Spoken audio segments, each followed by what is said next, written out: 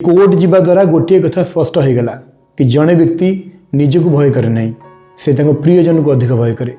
से निजे दंड सही जाए किंतु प्रियजन को अपमान चिंता ताको भीतर भांगी दिए।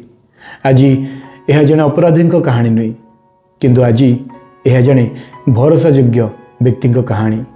कोर्ट हाउस सीढ़ी गुड़िक बहुत ठंडा थाए किंतु सेठारे ठिया लोकंर हाथ झाड़ भिजी जाए। भय से मुहर देखा जाऊ ना किंतु से आखिरी बहुत किसी लुचि रही। जड़े लोक ठिया होती फोन तांको पॉकेट रही स्क्रीन बंद अच्छी कारण से रील देखा भी इच्छा करूना। सामने जीवन अच्छी पचारगला तमें भय करुच से हसिली से कहले मो पाई नुई मो परिवार पाई मो भय करुची। मुझे अनुभव कली जे यही व्यक्ति दोषी हो पारे किंतु जड़े दायित्वहीन व्यक्ति नुहे। आप लक्ष्य कर जिते जड़े व्यक्ति एका थाए से बहुत साहस होता है। जहाँ भी हुए कहे देखा कौन हो सहीजी किंतु प्रियजन का नाम उल्लेख करिया मात्रे ता स्वर नीरव हो जाए। कांध तलू को खसी जाए।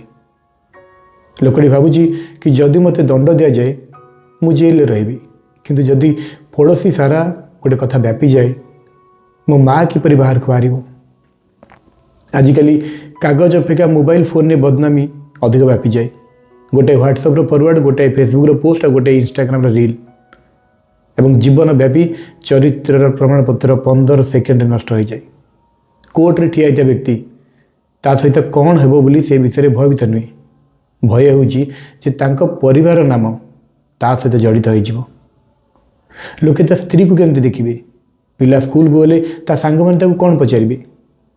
जदि बापा मंदिर को जाती तेज ताकू जो ताच्छल्यर सम्मुखीन हो पड़। तुमको सत कह प्रश्न गुड़िक जेकोसी दंड अपेक्षा अधिक कष्टदायक कि नहीं।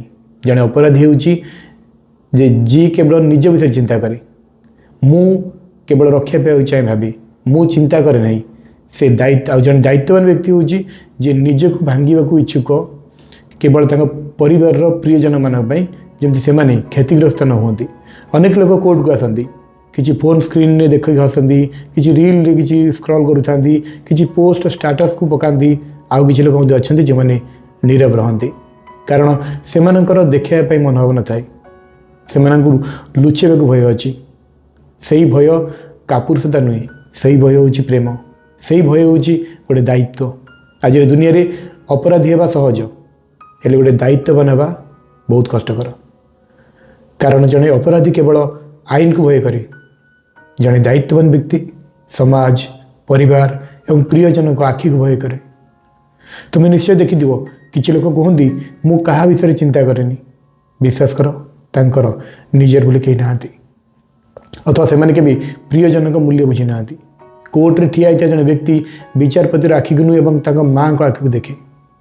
सेठारे से प्रश्न देखती नहीं सेठारे गोटे आशा देखती एवं सही आशा से भीतर पूरा हल्ई दिए कारण निजपाई तलू को खसी जा सहज किंतु प्रियजन को आखि आगे तलू को खसी जा साइलेंटली जड़े व्यक्ति को भीतर हत्या करे।